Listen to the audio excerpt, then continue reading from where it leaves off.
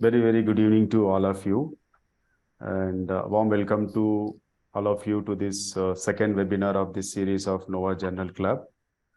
I take this opportunity to thank all of you for your trust and the confidence in Nova IVF, which has helped us to reach the milestone of a 50,000 plus successful IVF pregnancies and keep going. And in this series of webinar, the current topic, what we are going to discuss today is individualizing the stimulation protocols in ART, and it's been my immense pleasure and the pride in introducing our moderator and the panelist. And our moderator for the today's discussion, Dr. Sulbha Arora, has been the IVF specialist with us in Andheri and Mira Road, Mumbai branch, and she's been with Nova for the last 7 years. And as you all know, probably she's been the key person in establishing and making it operational of several IVF centers in Mumbai. And she bags a lot of awards. And to just mention a few, basically an appreciation award from Israel and Obstetric Gynec Society for her outstanding work in academic field, and ISAR Young Talenting Award for a contribution in the field of ART, and upcoming role model as well. And she has authored and published many things. And one size to mention here also that in the textbook of Nova IVA, textbook of infertility, and handbook of ovarian stimulations and the challenges, solutions and breakthroughs in the reproductive medicine. And now she is member Foxy Presidential Task Force for 2022 to 24. Warm welcome to you, madam. Thank you so much for the kind introduction.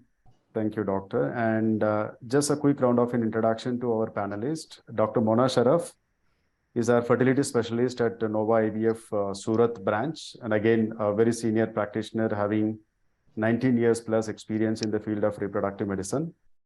And she excels in terms of treating couples of advanced age and also the recurrent miscarriages and the recurrent implantation failures.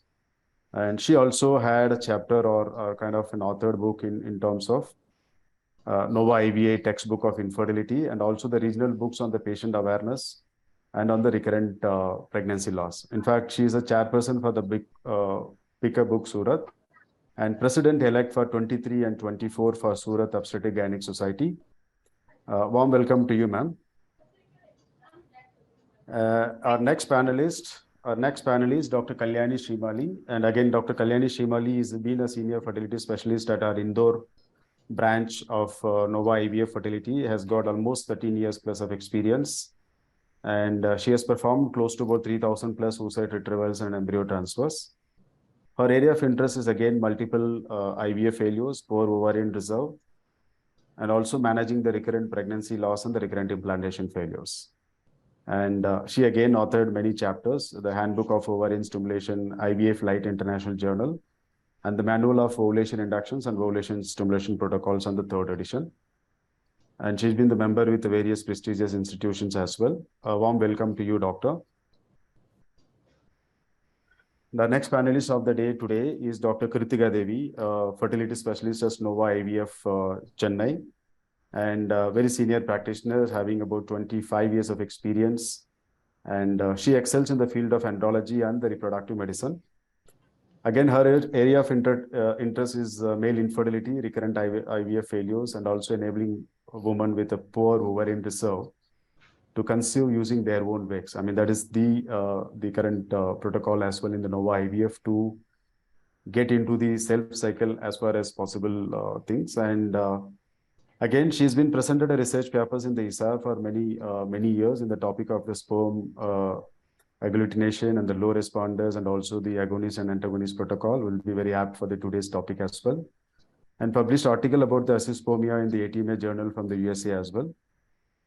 She also authored a chapter title called Frozen Embryo Transfer Protocols for the handbook as well. And she's been the president in the International Fertility Research Foundation and member of the various prestigious institutions. Warm welcome to you, madam. Thank you, sir. Next panelist, Dr. Santosh Gupta, a fertility specialist at Nova IVF Bangalore. And she did her MS from SMS Medical College, Jaipur, and post that she has done the postdoctoral fellowship in reproductive medicine from Rajiv Gandhi University of Health Science.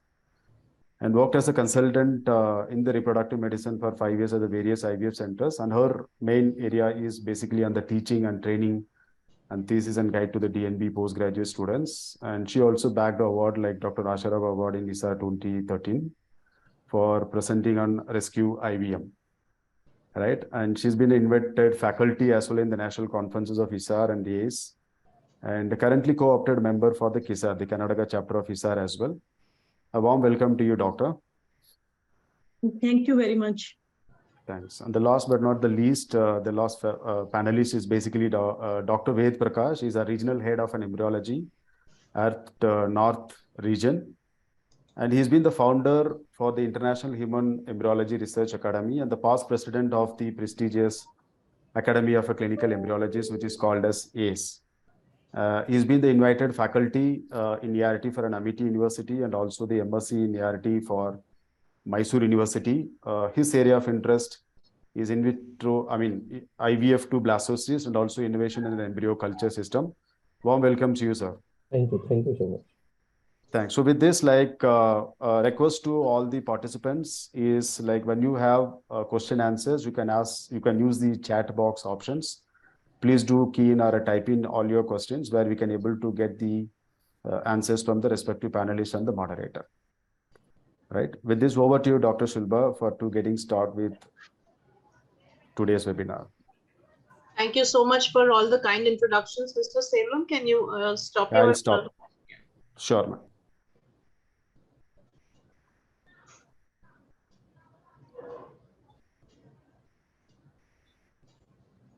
Yes.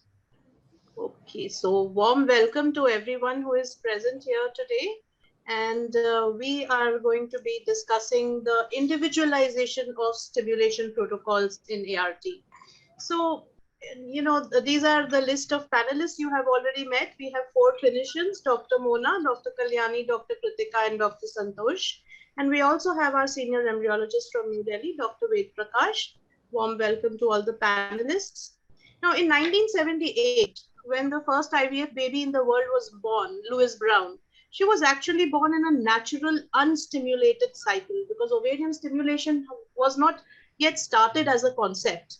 But in the next couple of years, as more and more people tried doing IVF, they realized that the success rates of IVF were very low, mainly due to the limited number of oocytes being obtained.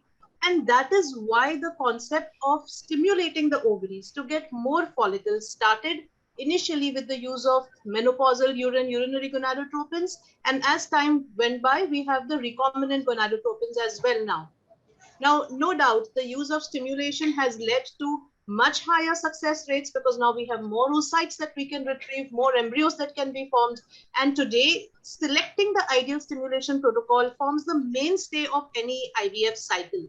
But unfortunately, when stimulation is done, there are certain unpleasant effects that can take place as well, such as failed responses, or what is even more dreaded is the hyper response, the multiple pregnancies. So these side effects, which are lurking in the background of the lucrative success rates, they spiral us back to the question, is it time to think of milder, mildest, modified natural, back to nature, conventional? What exactly should be used when we stimulate?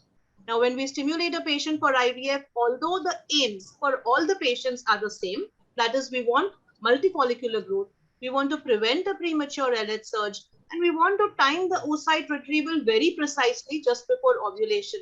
However, it's not that there is a one size fits all.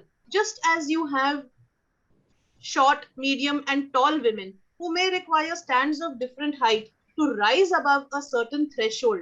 Similarly, when it comes to women as far as their ovaries are concerned, we can categorize them into 3 different categories who may similarly require 3 different types of protocols or multiple different types of protocols to rise above the FSH threshold and have the ideal response. So let us start with the basics first. And my first question, Dr. Mona, how would you define a normal responder, a high responder, and a low responder?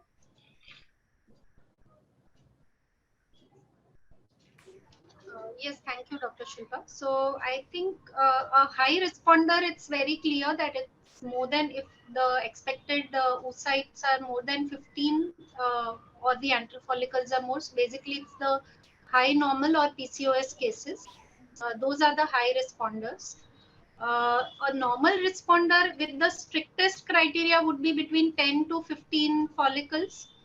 And probably if we go a little lower, it could be up to 6. But less than 9 is definitely a low responder. And less than 4 is a very low responder, we can see. Absolutely. So although there is no consensus as such, different definitions have been used. But yes, we can definitely say that if it is more than 15 oocytes being obtained, that is a high response. Everybody will agree. Normal responders, as Dr. Mona said, we would prefer between 10 and 15 oocytes. But what we classically call a low responder is when not even 6 oocytes are obtained. It is even less than that.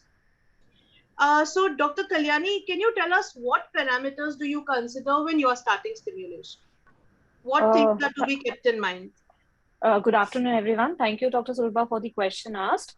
So the parameters what we consider normally before starting the stimulation is practically, one is the most important is the age of the patient. The second would be the antral follicle count on the sonography, followed by the AMH. Next would be her weight, which we always get it done for all the patients who are registering with us, the basic BMI, and any associated medical conditions like PCOS or endometriosis. And of course, if we go through the history, if any prior stimulation has been done, what the response of the patient had been on those stimulation has to be considered. And according to all these criteria, we decide about how to start the stimulation. Yes, that's very well summarized, Dr. Kalyani. So there is no foolproof way to predict the response. But as Dr. Kalyani has mentioned, these are the things that we consider before deciding what kind of a protocol or what doses would the patient require. Now, Dr. Krithika, can you tell us which is the best test for predicting the ovarian reserve? What test do you use in your practice? Although we have AFC and AMH as the best predictors compared to age and the BMI and their previous stimulation records, I would say out of all, AFC would be the most reliable source, because I've had patients where they were referred for OD program with the AMH report of 0.6 and 0.7. But when I did a scan, I found a good antral follicular count. So I had done a self-stimulation with their own oocytes, and we had good yield and she got pregnant. So out of these two, of AFC and AMH, I would vote for AFC, which is something you can do and rely on what you see. Yes, so if you see the AMH levels, they are good for documentation and for counseling the patient. However, as yet, there is not very good standardization. If you get the AMH test done on the same day in 3 different labs, you may get 3 different reports. Sometimes they don't correlate very well with what we see on ultrasound. And when you check the antral follicle count with the transvaginal probe, what you can see is what should ideally be, we should be able to retrieve when the stimulation is done. So what are the lowest AMH levels at which you would do a self cycle? Can we ask each of our panelists, Dr. Krithika? As I told you, it is more than the AMH value, it's what I see. So if I see an antral follicular count of at least 2 to 3 in the ovary, then I counsel them about the prognosis and then start. So it depends upon what you see in the antral follicular count than the AMH. So roughly, I would say an AMH of anything more than 0.5 would give us a better outcome. And what about the others? Have you done self cycles at AMH lower than that, Dr. Mona? I have done AMH self cycle or AMH 0.02 as well, because I think it is the doctor has to decide and patient also has to decide. So it is the wish of the patient as well. If she is ready to take the lesser success rate but still own gamete program, I think we should respect that. So alone AMH cannot be a decision factor. It's a multiple factor.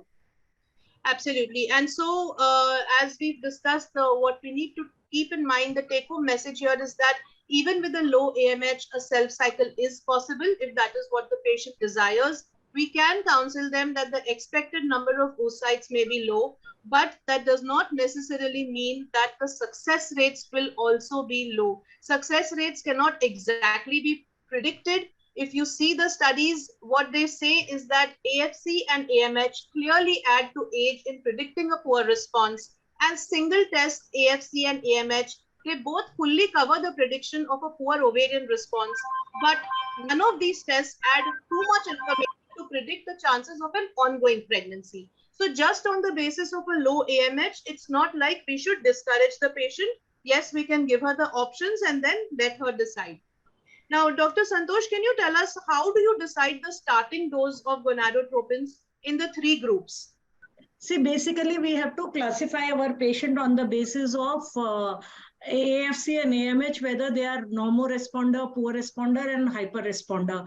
Along with that, age and BMI also we have to keep in mind.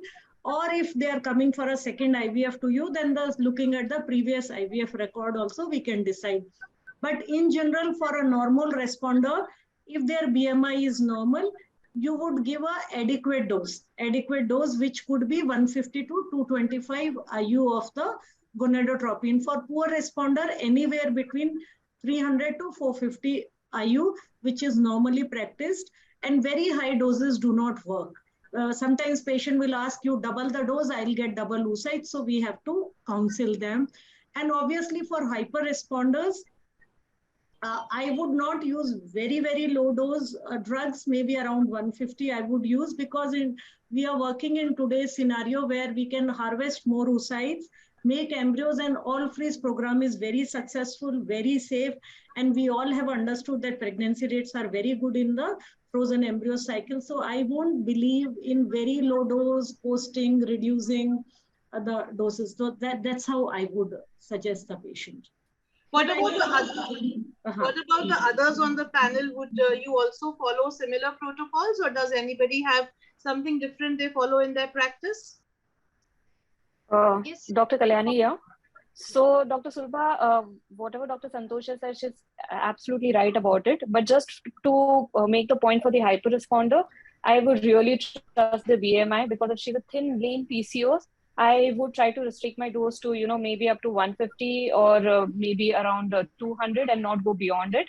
But yes, if she's an obese PCOS, then we will use the standard dose what we are using for the patients, because we have the all freeze program. So that's the only difference that I would look into the stimulation protocols. And I think whatever Dr. Santosh has said, she's absolutely on the mark. All right. So I think we all agree here as far as starting doses are concerned. Now I'd like to ask each one on the panel individually, which gonadotropin do you prefer? The eternal question, HMG or FSH, and why? Dr. Krithika, let's start with you. Yeah. The pregnancy rates when you use both urinary and recombinant are the same. It's accepted evidence-based. But the practical issues what we face would be, especially in a hyper responder. For example, a PCOS girl, 150 may be less for her, but 225 may be higher for her. When I use a recombinant FSH, especially a pen type, I can choose a dose in between for her, which would touch her threshold.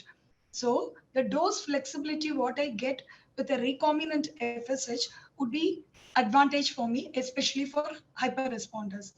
Number two, when I give an HMG, the actual dose that the patient receives in a body may vary, because there is batch to batch variability with HMG, which is not there in a recombinant drug.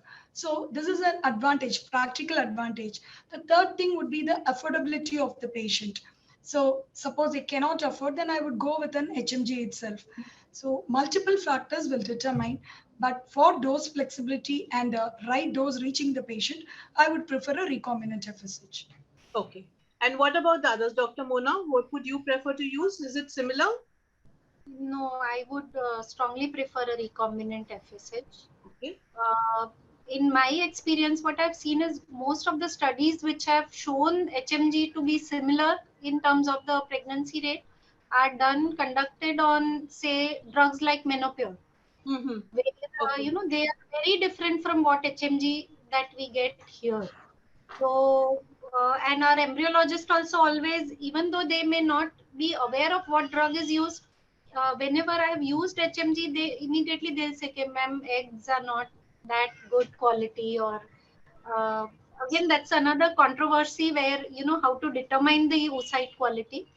Yeah. But personally, experience, I am very happy with very predictable response, very standard response that we get with recombinant, less side effects or impurities which are there. So more purity in terms of lesser problems.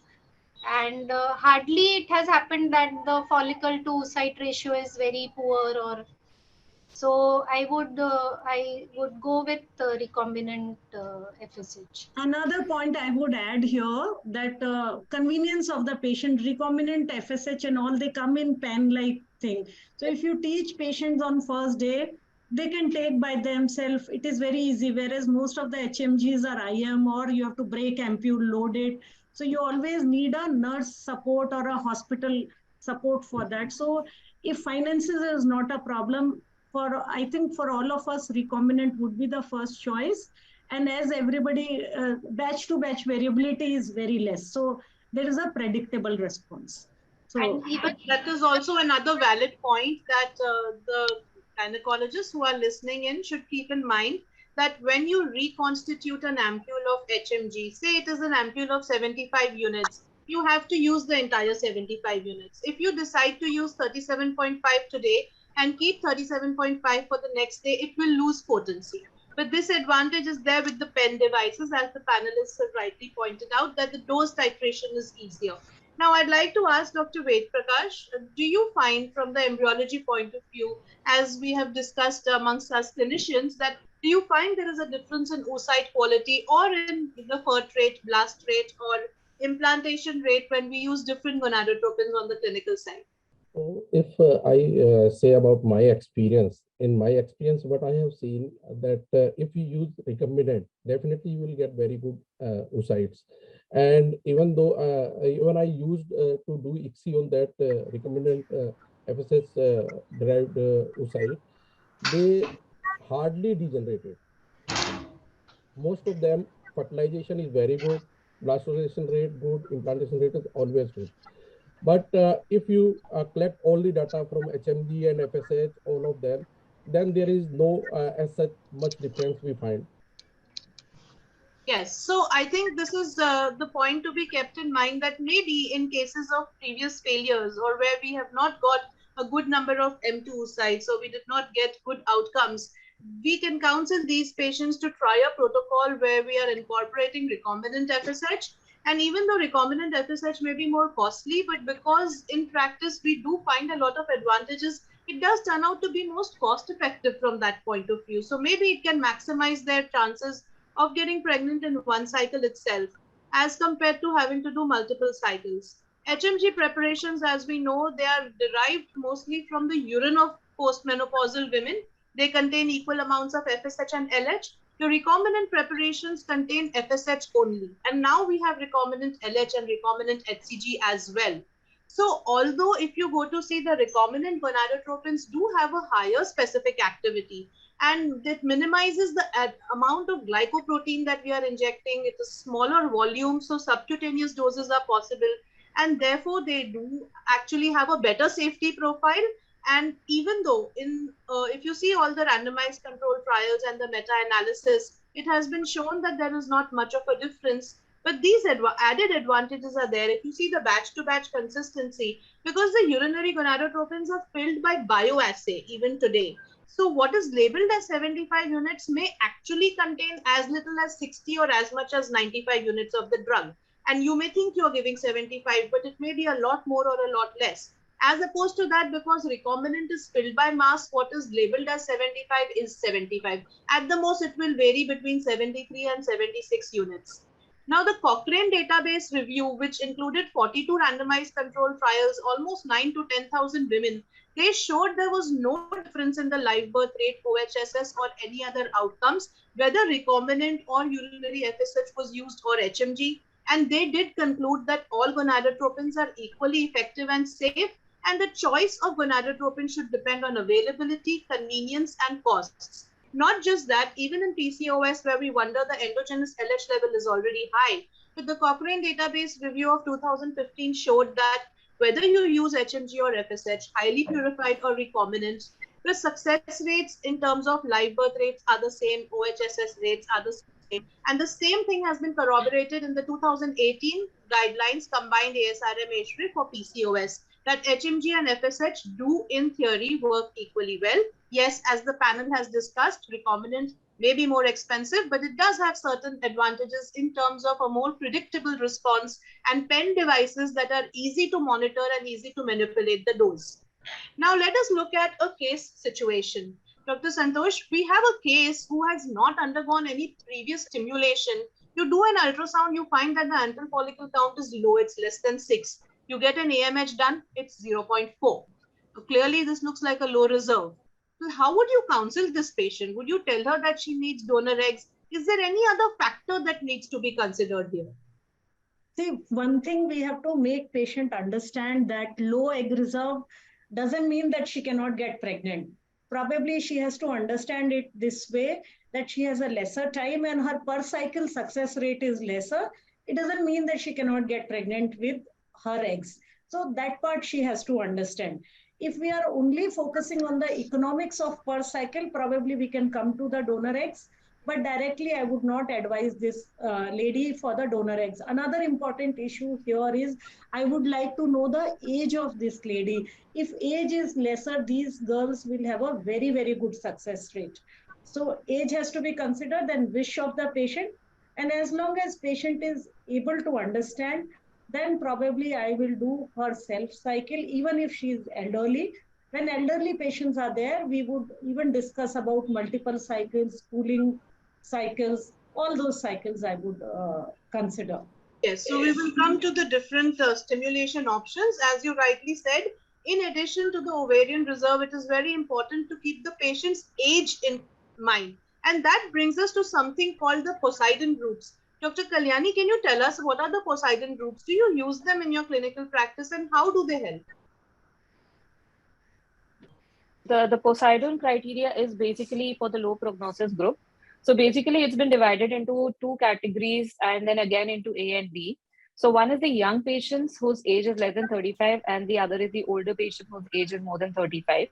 And then again, they are divided into the adequate ovarian reserve and the poor ovarian reserve, wherein we check on the antral follicle count more than 5 or less than 5. So they are again divided into the subgroup of A and B. So depending upon this Poseidon group, we can decide whether what the prognosis for the patient is going to be and how many number of oocytes or what approx success rate is going to be. So yes, Poseidon has given us an idea about categorizing the patient depending upon the age and the antral follicle count and the AMH, so that we give a proper and adequate response to decide the dose for the patient and as well as to make them understand how many oocytes going to be retrieved and what her success is going to be. So Poseidon has helped us compared to the Bologna criteria, what we used to use before. So this is a much simplified and a better way for the clinician also to understand, to categorize the patient on the base of this prognosis for the to inform the choice to the patient. Yes. So for the benefit of the audience, earlier we used to use the Bologna criteria, but they had certain aspects that were lacking. For example, they did not correlate very well that, what is the age group. Now, if you see over here in the Poseidon classification, which came in later, the group 3 and group 4 are where we expect a poor response. And accordingly, we can start with the stimulation that we think will work for them. But if you see group 1 and group 2, these are patients where we have an unexpected poor response, because either they are young women with a good ovarian reserve or older women with a good ovarian reserve. And typically, these are people who have undergone a stimulation before, and then we have realized that they did not respond well. And then we try to change the stimulation protocol when we stimulate them again. So now, Dr. Krithika, how would you stimulate a poor reserve patient? There are multiple different protocols. Which one do you prefer to use in your practice? I generally prefer a higher dose of stimulation, because for a patient to go through the cycle, whether I give a low dose or a conventional dose, here in India, the problem is economy also we have to address. So I want to give the best to her in the first cycle of stimulation. So I generally give a higher dose to her, anything between 300 to 450. Okay. And what about the others, Dr. Santosh? What would you prefer to use? I would prefer to use higher doses, as Dr. Krithika said, because most of the IVF is done in private and per cycle lab charges and all are there. And even patient also want best out of this. So I generally use higher doses, somewhere between 300 to 450. Minimal stimulation, we will think if they are extremely poor cases, where even with higher doses, suppose I do first cycle with high dose also, if they respond minimally, like 1 or 2 follicles, then in subsequent cycles, there is no need to waste their resources. We understand even if we give CCHMG to such patient, 2 follicles will come.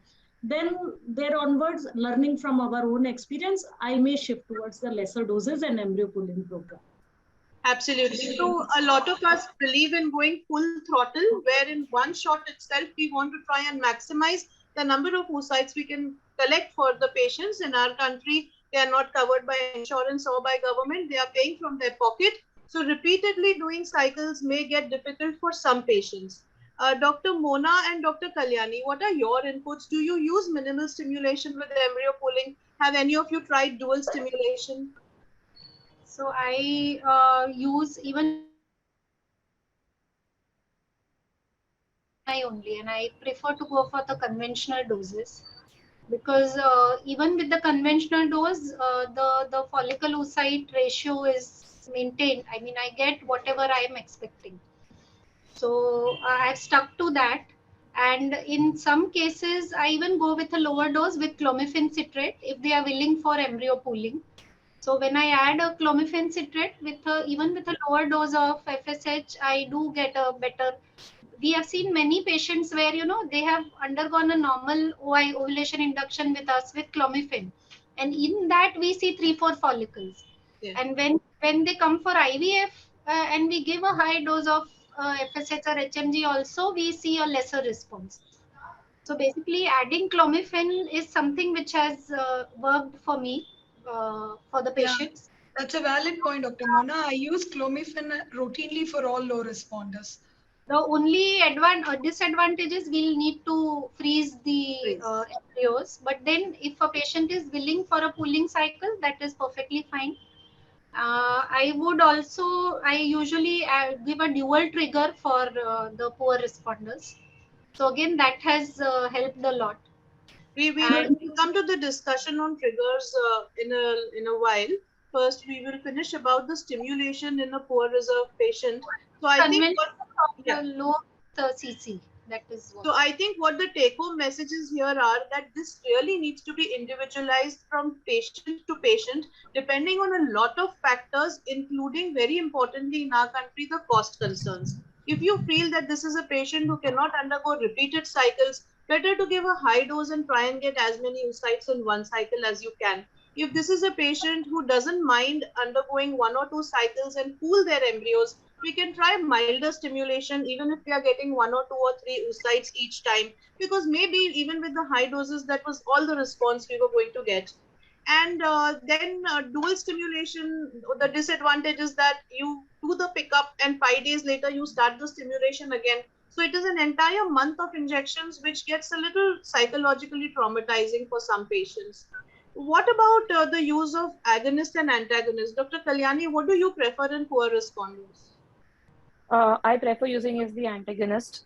It's always a better protocol to use, and we have seen that we get better quality of oocytes when we have used the antagonist rather than suppressing them for a very longer time with the agonist protocol. Yes, so in the early days when antagonist protocols had not yet become common in India and long agonist and short agonist were the only protocols being used, we had seen that the gonadotropin requirement at that time was much higher. We are talking today at doses of 450 beyond which we don't exceed. In those days, I had seen senior IVF specialists using in excess of 1200 and 1500 units per day. That is because the agonist can cause such profound pituitary suppression.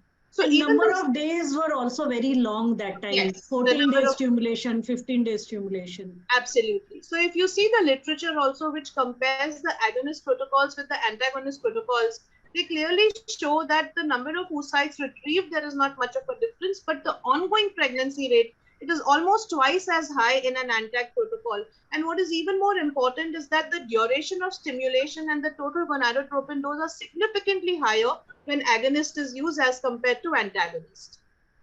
So now I'm going to present two absolutely opposite case scenarios. They are both expected low responders. There's one case where the woman is around 29 years old, AMH is 0.6 and antral follicle count is 7. There's another woman who's 40 years old. She's been a known case of PCOS. AMH even today is 2.4. Antral follicle count is 16. So there are two different cases where we expect a poor outcome. How will your management differ in these two cases? Would anyone like to take it up? Dr. Santosh? Yes. So I see in the end, whether somebody wants to believe or not, age is the most important criteria that we have learned over period, because the first patient is a young patient. In spite of her low AMH and AFC low, she have a very good prognosis. So I would, if her BMI is normal, we would take her as a normal IVF, maybe a slightly lower pregnancy rate, but her prognosis is still good. And I would say maybe we can consider here a conventional dose of stimulation and maybe a fresh transfer with a good prognosis. Where the second case is, although she is PCOD, she has multiple follicle, but she is 40-year-old. So this might be expected that we give her good dose, because she might be expected poor respond. So we cannot be giving her low dose. It has to be a conventional or a higher dose depending on her BMI. We may get a very good response. We may get a oocyte yield also, as Dr. Mona was picking in between. Sometimes in these patients, follicle to oocyte ratio is poor. Means they get good response, you don't get that many oocytes. Even if we get oocytes, their quality may be poorer. Their fertilization capacity and the number of embryos what we get in the end might be lesser than this younger lady, and her chance of pregnancy will be lesser in the case 3 scenario. And here we can take the help of PGS. And so I would, in terms of prognosis, for me, case 3 is a poor prognosis than case 2. Yes, so this is where the difference lies. Dr. Prakash, can you shed some light on this in the embryology aspect in these two very different situations? What do we expect in terms of oocyte quality, blast rate and implantation rates in these two situations? And how are they different from the oocyte and the embryology point of view? So you're on mute. Can you unmute yourself, please? So as Dr. Santosh already said about the age, if you compare both the patients according to age, that the younger patient definitely will get good oocyte quality, and of course blastulation and implantation rate will be good in younger patient. And in second patient, her age is already 40, and we can expect oocyte quality may be very not so good, and of course blastulation and implantation will be compromised in these patients. And if you ask me about what is the second thing is, if you go for PGS or thing like that, biopsy and everything, so there you can see the aneuploidy rate will be higher in older patient. So that is a big difference in between. And of course, younger patient will get good chances of implantation and pregnancy. So this is a very important thing to keep in mind, the impact of age, which in some circumstances can be even more important than the impact of the low ovarian reserve. If the woman is as young as 28 or 29, the percentage of aneuploid oocytes will be less. And at the age of 40, even if you're seeing a very good AMH and antral follicle count, we still have to have a guarded prognosis, because at this age, the percentage of aneuploid oocytes is so high that blastocyst may or may not form. If it forms also, the chances of implantation may be low, the chances of miscarriages may be high. So this is the difference in these two different scenarios. Now, as far as concluding the stimulation of poor responders is concerned, what is the role of adjuvants? Dr. Kalyani, can you tell us, do you use adjuvants in your practice, and which ones do you prefer to use? So yes, we do use the adjuvants. In some of the patient, it works very well. In some of the patient, it may still not work. So it's just about how sincerely they want to take it. But the most commonly used for the poor responder, the poor reserve patients are the DHE and the CoQ10 combinations, what we use for them. But of course, when we give them, they need to take it minimum for around 2 to 3 months. So it depends upon how much time the patient has with us, because sometimes they do travel from some other cities and they come for IVF or for the treatment with us. The second most commonly used drug what we use is the testosterone gel. And sometimes if we have seen that if there is a prior response where the growth was not adequate the way we wanted, we do add up with the growth hormone as well. And like Dr. Muna mentioned, we are a big fan of clomiphene citrate in the poor responder and the poor reserve patients. So yes, for all the patients with the poor response, we do add up the clomiphene citrate. But tell me, yes, ideally we need to give it for 2 to 3 months to see a good response. But if you have a poor reserve patient, especially if she's around the 39, 40-year-old age group, would you advise her to start the adjuvants and then wait for 2 to 3 months to start the IVF cycle, or can you do it simultaneously? Start with the adjuvants and then plan the cycle as well. We can plan simultaneously. So there are two groups of patients, Dr. Sulbha. Sometimes the patient has just, ended up with us and we have just declared that she is a poor reserve patient. Maybe mentally she's not prepared to start the IVF in the just coming month, because Indore being a B town, we don't get patients who are readily accepting the IVF treatment. So in such patients, we do prefer at least to put them on this medication. So by the time they take the decision to come back to us for the IVF, some form of adjuvant may have worked for us. And there's a second category of patients who have already undergone IVF previously and they have seen that there's a poor response and they are ready to start with their IVF cycle. In those patients, we do readily go ahead and start along with this adjuvants. So that is a very point here. Yes, please, Dr. Santosh. See, what happened, these adjuvants, although they are in market, we tend to write them, patients also want, but whatever I have seen in my long practice, they do not work. They do not work. So I will never delay my IVF stimulation for these adjuvants. And when the DHEAs and all have come, we have done even study, giving them for 3 to 6 months and checking their AMH and AFC again, because that time it was looking very promising. Believe me, out of maybe hundreds of patients, not even one patient improved with that. So we can use them, they are not harmful, but then I have not seen any improvement in patients writing adjuvants. So that is my experience. I completely agree with Dr. Santosh, because we have seen that we have used so many, even testosterone, DHEA, everything. Nowadays, people are using PRP also. I don't think there is we are finding any kind of response out of them. Yes, only so these are all... say there is one growth hormone in some patients. Definitely, I would say they give some result. Not all of them, not for all. So the things to keep in mind here are that if the patient comes to you and she has a low ovarian reserve, as Dr. Kalyani said, even in the metro cities, they may not immediately be prepared for IVF. At least you immediately start them on some adjuvants, antioxidants. DHEA doesn't always work, as Dr. Santosh said, but in some cases, we do see a slight increase in the number of follicles available for recruitment. But at the same time, it's not ideal to tell them take this now and wait for 3 months and then start stimulation. No. Because in a lot of cases, they don't work at all. And so meanwhile, the reserve may even decline further while they are waiting for these adjuvants to work. So you can't postpone the IVF cycle. But yes, you can start them on the adjuvants the minute you see them the first time and you realize that this is a low ovarian reserve patient. The other is, Dr. Sulbha, most of the time we do get the referred patients from the gynecologist. So most of the time we have seen that they have already taken all the supplements in the past. So it's not going to add any benefit to them, and probably they would be directly for the IVF cycles. But again, like I said, it all depends upon the patient and how we are counseling the patient and how immediately they are ready to start the stimulations. Yeah, that's right. So this recent 2020 systematic review and meta-analysis on all the adjuvant treatments in the case of poor responders, 46 trials, more than 6,300 women, they have shown that DHEA and coenzyme Q10 did result in a significantly higher clinical pregnancy rate. And even DHEA, there are some studies which say that with the use of DHEA, aneuploidy rates were lower as well.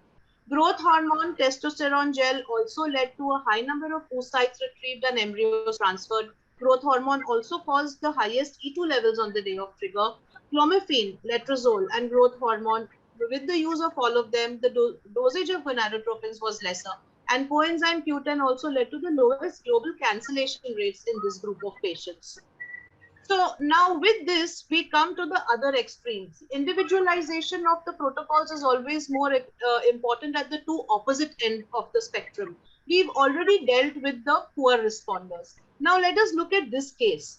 This is a 32-year-old woman. She's married since 6 years. Her BMI is 34. Anxious to conceive since 4 years. 4 IUI cycles have failed. She has a history of irregular periods. Elevated LH-FSH ratio. AMH is 7.6 done recently. And when you do an ultrasound of the pelvis, this is the picture that appears. So this is a classic case of, anybody from the panel? This is a classic case of PCOS. So Dr. Mona, can you tell us what would you do in a classic case of PCOS with 4 failed IUI cycles? Patient now wants to start IVF.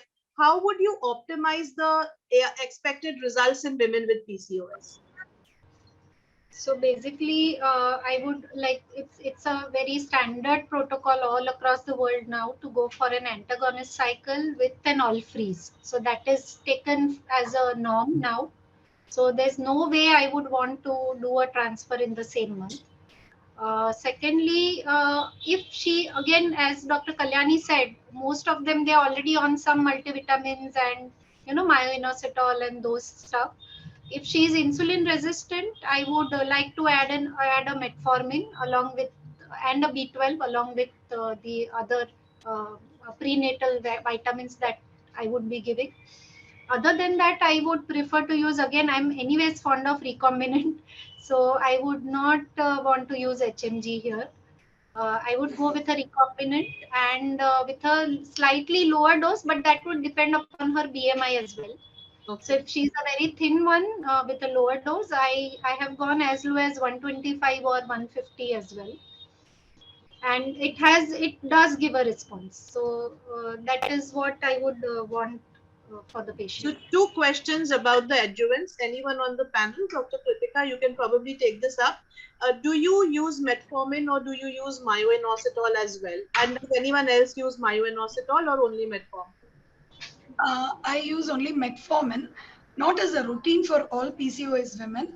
In women where there is impaired GTT or borderline elevation of blood sugar.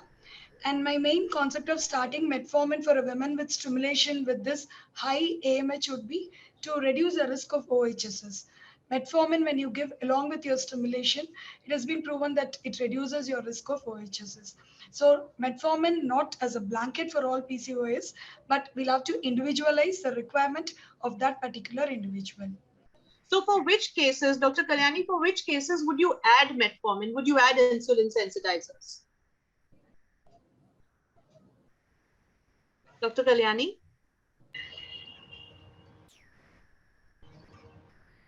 Can I answer? Yeah, Dr. Santosh, please go ahead. So basically, as told by previous panelists, we will add it for obese PCOS, where there is a impaired glucose intolerance, and metformin increases the insulin sensitivity. So not only it improves the response, there are certain studies which says the oocyte quality, where in PCOS you find that oocytes are too many, sometimes they come very bad oocytes. So to some extent it improves the oocyte quality as well. So I don't use myoinositol. I think all of us, we believe in metformin. So even the 2018 ASRM consensus guidelines do mention that metformin is tried and tested and it should be considered the insulin sensitizer of choice. Myoinositols are still considered experimental because larger studies are awaited. In practice, we are seeing some benefits. I do have patients where I have tried it coming and telling me that it did help them with weight loss over and above what they had been trying to do with metformin alone. But yes, as a drug of choice, I think most of us prefer metformin. What about the lean PCOS cases? Is there any role of insulin sensitizers in lean PCOS? Yes, if OGTT is impaired, there is, and there are certain studies which says if in scan stroma is too much stroma, which is hyperechogenic, you can try and give them. And also, I think where there is a very evident clinical signs and symptoms of hyperandrogenism, those are the cases where in spite of the fact that they are lean PCOS, they may also benefit from Metformin. Now, what about choice of trigger? Dr. Kalyani, what would you prefer to give as trigger in cases of PCOS? Agonist trigger. Always. Agonist trigger, freeze-all, OHSS free clinic. Yes, you're absolutely right. That is what, because PCOS are their responses are typically two ends of the spectrum. Either they are so resistant that they don't respond at all, or suddenly there is an explosion. So yes, this is the main advantage of an ANTAG protocol, the ability to be able to use agonist as trigger. Because we know that when HCG is used for trigger, the chances of OHSS are much higher.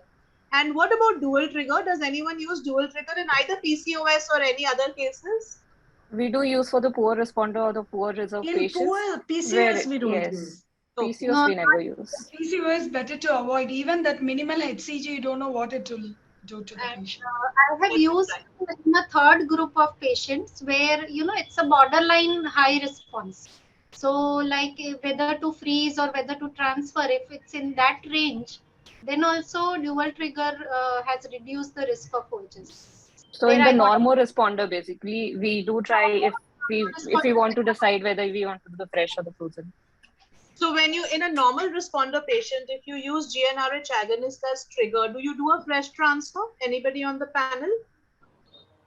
Or do you do if we are using, if it's just the agonist, then it's a freeze-all. But if we have used the dual trigger, yes, we can give them the chance for the fresh transfer. Yes. So when you use a dual trigger, a fresh transfer can be planned because the HCG does rescue the corpus luteum and its endogenous properties. And if you use only GnRH agonist, the luteal phase is extremely deficient. So you may need very high doses of progesterone, supplementation with estrogen, and maybe addition of micro doses of HCG to rescue the luteal phase if you are doing a fresh transfer with an agonist trigger. So when an agonist trigger is used, yes, a freeze-all is preferred. Now, what about preventing OHSS in patients with PCOS? What are the measures that you would take, Dr. Mona? So one thing is when we have already planned a freeze-all, that itself is a major reduction in OHSS risk. The antagonist protocol with an agonist trigger is something else that we always do. And addition of metformin when required also helps. And whenever, like if it's a borderline case and I have given a dual trigger, I also add a cabergoline, a dopamine agonist for the same. And then asking the patient to have more fluids and, less of sugars. Anything else anyone would add to the prevention of OHSS? Supposing you have given an agonist trigger and, you have used minimal stimulation, but you have still ended up with in excess of 30 follicles. Once in a while, we can get those responses. What else can we give the patient? We give an antagonist. Antagonist after the pickup. I usually give for 3 to 5 days. Yes. So the main thing to keep in mind is to use an agonist trigger, freeze the embryos. Cabergoline can be given, an antagonist can be given. And I think when these are used and the patient is monitored well, we can pretty safely run an OHSS-free clinic and not have patients end up with this dreaded complication. Dr. Sulbha, I just want to ask all the other panelists whether have they encountered any OHSS with an agonist trigger so far? I have one OHS. No, last month I had one. There was a perihepatic fluid also. Okay, but it was a severe case or it was a mild? It was no, patient was not admitted, but she came with nausea, vomiting, and in scans you could see ascites, even hepatorenal pouch, and around the liver also there was a fluid. In 3 to 4 days she settled down. I did not admit her to the hospital. That was the only one case I have seen, maybe you can say in 10 years of practice, but I have seen one. She was settled on OPD basis, but she came almost every day for 6 days. Mainly, I think what has happened is that the incidence of severe OHSS has become almost nil. And it has almost disappeared. Almost disappeared, thankfully. And we may see a few rare cases of moderate OHSS once in a while in spite of taking all these precautions. But mostly we are able to manage them on outpatient basis and patients are not ending up in a critical situation anymore. The mild OHSS has been taken off the classification of OHSS because it is considered that a little bit of free fluid and a little bit of ovarian enlargement is something which is commonly seen, does not necessarily have a significance as far as the syndrome of OHSS is concerned. So now if we summarize selection of protocol according to the 3 different groups, what we have discussed so far is that the low responders are patients with an AFC or oocytes retrieved of 6 or less than 6. When it is between 7 and 14, these are considered the normal responders. When if it is more than 15, then those are the high responders. If you see the AMH levels also, they don't always correlate very well, but an AMH of less than 1.1 or definitely less than 1, we can say is a low reserve category. And it is a normal responder category when it is somewhere between 1 and 3.5. And very high, that is in excess of 3.5. These can be classified as the expected hyper responders, the PCO patients. And if you see the starting doses for the poor responders, if we are giving 1 cycle with a good enough dose, then we can start with 300 to 450. If we are using other protocols like minimal stimulation and modified natural, then we use much lower doses.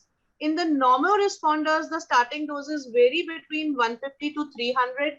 ANTAG is the preferred protocol for all 3 groups actually, and average responders, normal responders, you can even give long agonist protocol sometimes if it is required.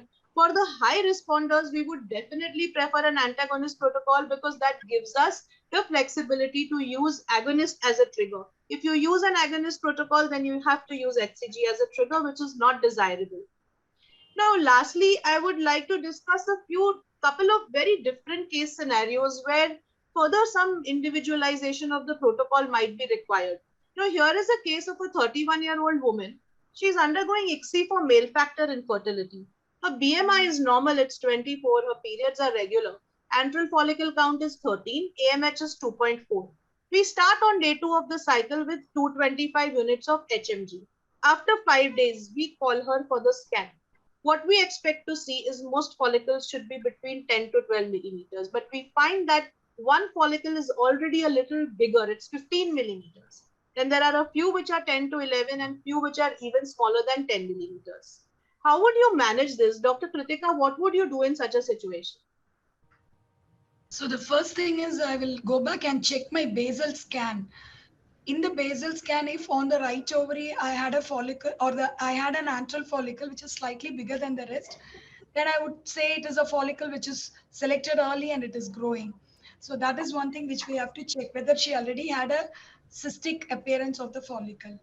Then on day 6, even if one follicle is more than 14, I would prefer to start my ANTAG also, because sometimes this can lead to a premature LH surge if I wait for the other follicles to catch up.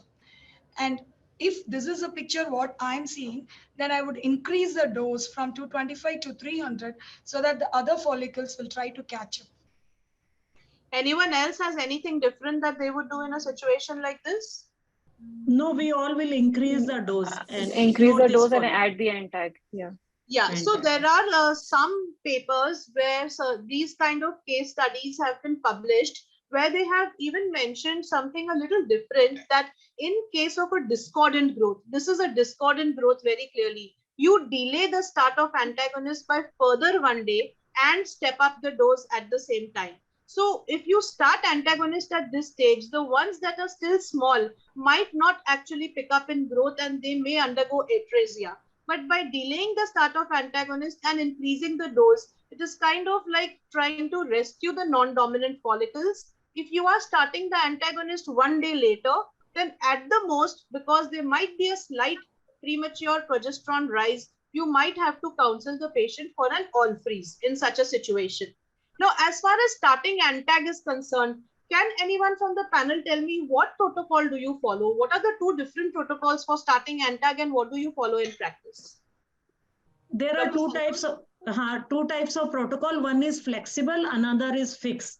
So as the name suggests, in the literal way, fixed protocol means when you call them after 5 days of stimulation, that is 6th day, irrespective of stimulation, you start antagonist and continue till the day of HCG. That is a fixed protocol. Flexible protocol is when you see the adequate growth. That means either E2 level is more than 500 or the dominant follicle appears about 12 mm, 14 mm. Various studies have different criteria that is flexible. So in poor responders or delayed responder, non-responder, maybe if they are not showing response, then we are starting the antagonist on day 7, day 8 when they show adequate growth. So these are you prefer the flexible protocol? Yes, flexible, Yes. but out of experience, I would say 90% of the patient, they are ready on 6th day to start antagonist. But yeah, we prefer flexible protocol.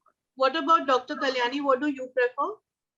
Yeah, so even I prefer the flexible protocol, but only in cases of PCOS where we see multiple small 10 mm follicles, like Dr. Santosh mentioned, I do get it E2 levels done, and if they're more than 500, irrespective of the size, then I put them on the antagonist.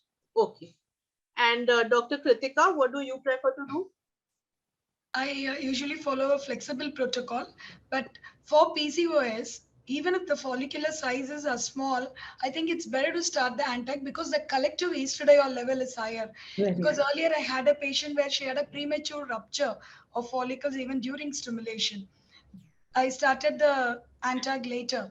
So of late, I'm starting it as a fixed protocol, start from S6 for patients with PCOS. And Dr. Mona, what about Correct. you? What do you follow? I also follow the flexible protocol. So I think more or less all of us follow the flexible protocol, except for a few exceptions where we may want to start on day 6 or day 7 regardless. PCOS being one of them. Another, yes, in a previous cycle, if there has been a premature LH surge, then maybe it is better to start on day 6, even though the follicles have not reached a certain size, because there may be a background rise in LH that has already started taking place. And now we come to this last case where we have a 32-year-old woman. She is undergoing IVF for a tubal factor. She is not actually from here. She has come from abroad. Her parents stay here. She has only 3 weeks of leave. She comes on day 1 or day 2 of the cycle to start IVF. And 3 weeks later, she has to go back. And this is what the scan shows. In one ovary, there is a 31 mm simple cyst. Now, how will you manage? Will you start stimulation? What would you do? Anyone from the panel? Yeah, so this is a very simple cyst. It is a clear cyst. There is no fixed way that you should manage, but yes, if she doesn't have time, no need to cancel her cycle. We can still go ahead. There are various ways. Some people believe in doing E2 P4. If they are within normal range, then we can proceed.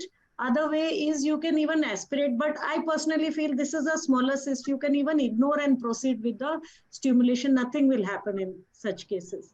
Okay, so when would you do a cyst aspiration? Would you do a cyst aspiration, Dr. Kalyani? No, I used to do initially when I started my practice, but I don't prefer doing the cyst aspiration because it's anyways going to come back again. So I don't do the cyst aspiration. Yes, but I do believe in doing the estradiol levels. If they are still on the higher side, more than 100, we can combine 2 or 3 doses of antagonist, reduce the E2 levels, and then start with the stimulation. But I also agree with Dr. Santosh. In the past, I had 2-3 cycles where even after the estradiol being on the higher side, and with the cyst, we have done the stimulation, we have retrieved the eggs, and good blastocyst has formed. Yes. So I think what we need to keep in mind here is that even if a cyst is there, you can ignore it and start with stimulation. And if you are very skeptical, you can give the sandwich protocol where we give 2 or 3 days of antag. Those can even be given if you have one follicle which you can clearly see has already started getting recruited as a dominant follicle.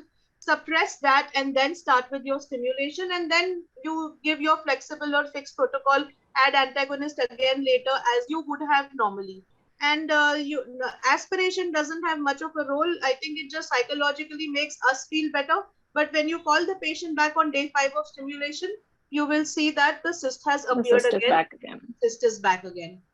So this pretty much brings us to the end of today's panel discussion. I'll just conclude by saying that ovarian stimulation has its advantages over natural cycle, but they do come with their own problems, such as the cost involved, the suffering that patients undergo, side effects, immediate and long term. So it is time to revisit the aim and clinical practice of stimulation. The idea is to minimize the number of embryos being transferred, minimize the incidence of OHS and multiple pregnancies, and mainly minimize their load and stress. Pregnancy is a beautiful journey. It should not become a painful one. And therefore, it is time to individualize and use more user-friendly alternatives.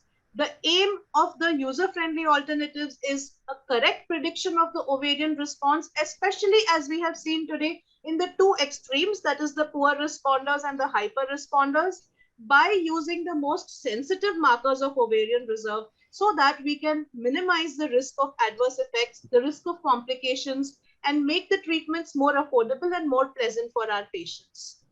So this was about it as far as today's panel is concerned. I'm going to stop the screen sharing, and if there are any questions from the audience, we can take them now. Yes, madam. There are questions in the question answer session. Could you able to read, or can I read it for you? Yes, I can read it. Yeah. So there's one question which says how to deal with day 3 arrest of embryos and the cause for it. Dr. Ved Prakash, would you like to take this question? Yes, ma'am. So I don't know that already day 3 arrest is happened. Maybe it is because of that male factor. I don't know the history of that patient. So we have to check is it because of that male factor, or maybe it may be because of culture conditions. So we have to check both the things. And after analyzing both the things, you can go ahead for next cycle. Note that in same cycle. It is not possible to rescue that cycle. Yes. We already arrested. Okay, so I think as Dr. Ved Prakash said, there can be many reasons for a day 3 arrest of embryos not reaching up to blastocyst stage. And without knowing the complete history of the patient, it's difficult to pinpoint what is the most likely cause. Yes, if the patient is in the older age group, closer to 40, it could just be aneuploidy in the oocytes. As Dr. Ved Prakash has said, you'll need to check the culture conditions of your lab. And if it is a young patient with no cause for us to suspect an oocyte factor, then another thing to keep in mind is that the growth development from day 0 to cleavage stage depends more on the oocyte. And after cleavage stage is when the embryonic genomic switch takes place. So from day 3, if it is not going to blast, we must suspect a male factor as well and check the DNA fragmentation also if that has not been done before. There's another question which also I'd like Dr. Ved Prakash to address. What are the reasons to get debris in oocytes and how to improve the quality of oocytes? So there are multiple reasons for that. Maybe because of stimulation protocol is not so good, or maybe patients are in older age group, poor responder. That kind of patient we have to check, and maybe you can change the protocols in next cycle. What is the history, or there is some history of infection and everything. We have to check about these things. Okay, thank you. Yeah. And now there is a clinical question. Dr. Mona, can you take this? How to treat luteinized unruptured follicles? So basically, we need to rule out the causes first. So we have to see if it's a case of endometriosis or there are pelvic adhesions which are there. Hyperprolactinemia is one thing which often leads to LUF. And contrary to popular belief that we need to change the trigger, so many times people increase the dose of HCG and all that, but LUF is primarily with the issue with the follicular phase of the follicle development.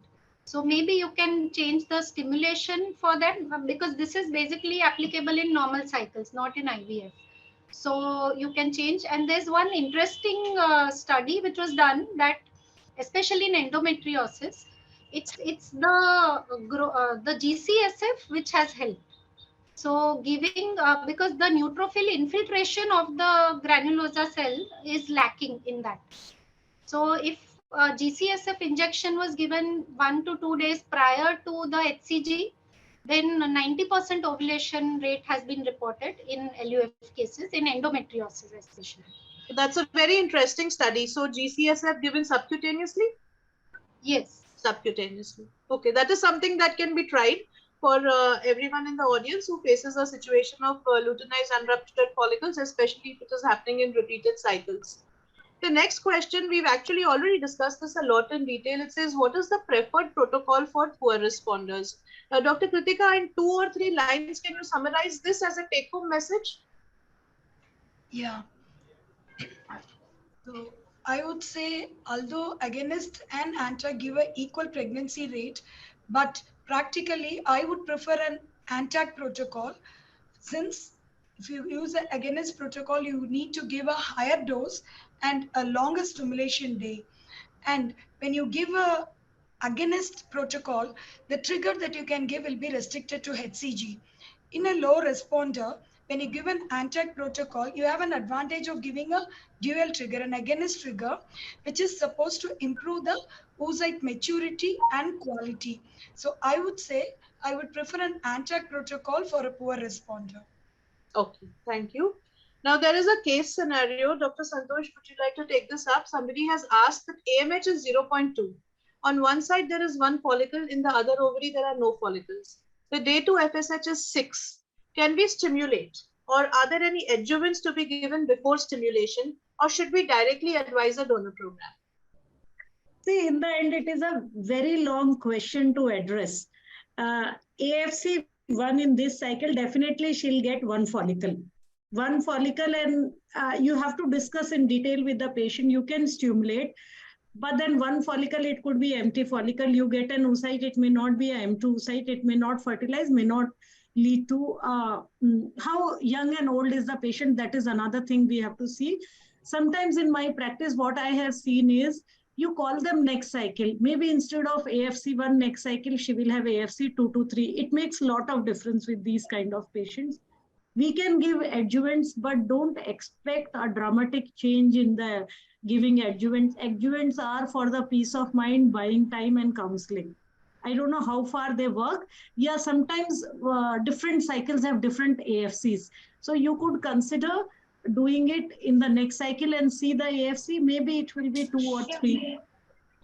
That is one way we can do it. I have actually just finished doing a pickup last week for one patient whose AFC was 1 and 0 on the other side. Very similar to this, but her age was 33. Now, I did give her both the options and I counseled that the chances in a self-cycle would be low. She was hell-bent that she wants to do a self-cycle. We started with stimulation. Initially, there was that one follicle growing. As I did the day 5, day 6 scans, I actually saw a few smaller follicles crop up. Ultimately, when we did the pickup, there were 5 oocytes, 4 were M2, and we have frozen 3 blasts. In a patient with an AFC of 1, where I had no hopes, and I was actually thinking she's doing the cycle just for, her satisfaction, she will actually end up with the donor program. So we do come across these cases every now and then, and they always remind us that not to refuse to a patient who's keen to try with her own eggs. Now, the next question, Dr. Kalyani, what is the role of letrozole in OHSS? So basically, as we know, letrozole is an aromatase inhibitor. So of course, it's going to reduce down the estrogen level, and that is the reason it can be used in the hyperstimulation cases to bring down the sudden decrease in the estrogen level and to prevent the hyperstimulation. So that's the role of the letrozole. In case if the patient is not, affordability is an issue for the cetrolix or the antagonist injections, she can be put on the letrozole for prevention of the OHSS. Okay. So now there are 2 more questions. Dr. Mona, this question, somebody's asked that a non-PCOS patient, the dominant follicle is not ruptured in an IUI cycle. What should be done? So again, it would be similar to the previous question, because you have to see whether the trigger was given on time, whether it's a case of endometriosis or pelvic adhesions. Again, you can, you can not do an IUI in that cycle, of course. And in the next, usually we super ovulate these patients so that if there are more follicles, even if 1 or 2 may not rupture, we have a few more which can rupture. So many times we increase the dose of the gonadotropins for the next cycle so that we get at least 3 or 4 dominant follicles and probability of ovulation is there. But if it is recurrent in every cycle, then there has to be some oocyte related or granulosa cell dysfunction which could be there. Okay. And in that case, if it is recurrent, probably IVF is the answer. So 2 or 3 questions I will ask here to the panelists for the benefit of the audience. First question, what is the interval you keep between the trigger and your IUI? Each one of you can tell me, Dr. Santosh. 36 to 40 hours. Yeah, Dr. Krithika? Dr. Same. And Dr. Kalyani? See, this interval is important when we are planning for a single IUI. So if some people practice double IUI, then their practice would be different. Okay. Now, if you find, do you always document follicular rupture before doing the IUI? No, I do it only in cases where there is, because most of my patients who are there for IUI, they have had normal cycles with me previously. So, I know how their ovary is responding. So, if there is a history of previous unruptured follicles, then I do mention that I need to see her scan before I take the semen sample. In rest of the cases where previously also regular ovulation has been documented, I don't do a scan before IUI. So a lot of international guidelines now recommend not actually checking for rupture before doing the IUI, rather timing the IUI at 36 to 40 hours after trigger. One of the papers I read recently said that increasing the duration between trigger and IUI to 48 hours further increase the success rates with IUI. What I feel happens is that it might not have yet ovulated, and if you do the IUI as close to ovulation, the higher your chances are. Now, what these papers where they say that documenting rupture is no longer recommended because they feel that sometimes ovulation might have taken place and the follicle has resealed. So there is no sure shot way of knowing that is this follicle what we are seeing a just post-ovulatory refilled follicle. Of course, you will see some internal echoes, but then the final proof of ovulation is pregnancy. The other thing is when you are doing one well-timed IUI, you have called this patient at 36 to 40 hours post-trigger. If you are going to send her home and ask her to come back tomorrow, because the trigger has already been taken, she might rupture in the next 1 or 2 hours, and then tomorrow might become too late. As we know, pre-ovulatory IUI will still have better chances than post-ovulatory IUI, especially if 12 to 24 hours have gone by post-ovulation. So I think that if in repeated cycles you are seeing the follicle is not ruptured, then yes, you should probably not again and again do the IUI. But if it is the first IUI cycle, it's not yet a ruptured follicle, I think you can still go ahead and plan the IUI. If she doesn't conceive and next cycle again you see an unruptured follicle, then that is the time when maybe we should think that should we do the IUI or not. And now we have the last question. Dr. Krithika, what are the doses when you use a dual trigger? Dr. Krithika, you are on mute. Dual trigger, you mean where you give both HCG and GnRH agonist. Your HCG can be either recombinant or urinary. So I give a recombinant so that the absorption would be accurate. So recombinant, you can give 6,500, which comes as a recombinant dose. And agonist, I generally give triptorelin 0.1 mg. So and what about the others on the panel? Similar doses you are using? See, we usually use Ovitril that comes as 250. 250, yeah. And which contains approximately 1 mg of decapeptyl. Same. Triptorelin, same. Okay. So I think, Kalyani, you have something to add? No, same. We use the same. Okay. Yeah. And we give at the same time as well. And even otherwise for your IUI cycles or when you are using only HCG, does everyone prefer to use recombinant HCG or anyone using urinary as well? Urinary HCG. Urinary HCG. Oh, okay. So I think this was pretty much about the different types of triggers and their doses. And I don't think that there are any other questions now that I can see in the chat box. So that pretty much brings us to the end of today's session. Dr. Sulbha, I just had one question. Can I just ask? Yeah, sure. You just mentioned about a study for the antagonist where you said that, we can wait till the other follicles become around 12, 13 when one is the leading one. Did the study mention anywhere that should we be doing an LH level or something to decide whether we can wait for 1 day or we just wait? No, it did not mention LH levels as an additional monitoring parameter. Okay. Thank you. I think at the sizes of 14, 15 of one follicle, we probably might not see a very high LH yet. But yes, these are the cases which might end up with a high progesterone in the morning of trigger and they may require an all freeze if you're waiting an additional day to start the antagonist. One thing which I usually do in such cases, I look for the endometrium. So if the endometrium is good enough and correlating with the dominant follicle, in that case, I add the antagonist. But if the endometrium is thin, Yeah. then probably I wait for a day or so more. Yeah, so that is a good surrogate marker. We should always look at the endometrium as well and not, ignore that. The endometrium responds to the endogenous estrogen levels being secreted by the growing follicles. And this is a very useful thing to keep in mind even when we are stimulating PCOS patients, where it is getting frustrated because day after day they're taking gonadotropins and the follicular size is stagnant. Always keep a watch on the endometrial thickness as well. If you are seeing that the endometrial thickness is increasing from one scan to the next, don't be in a hurry to step up the dose. This likely means that the follicles will respond as well, and stepping up the dose should be a more gradual process. So I think we can conclude today's session. I would like to thank all my panelists for such a wonderful, stimulating discussion. I hope we have given a lot of practical take-home points to everyone who was attending. And thank you very much to everyone who has attended this session with us today. Thank you, Dr. Sulbha, as well. I think you have done a beautiful thing of moderating and making it more interesting to the audience. And thanks to all the audience and the participants for their patience listening and also active participations on these questions. Thank you so much, and we will keep you shortly posted about the third webinar on this series, probably in the January second week. Thank you so much.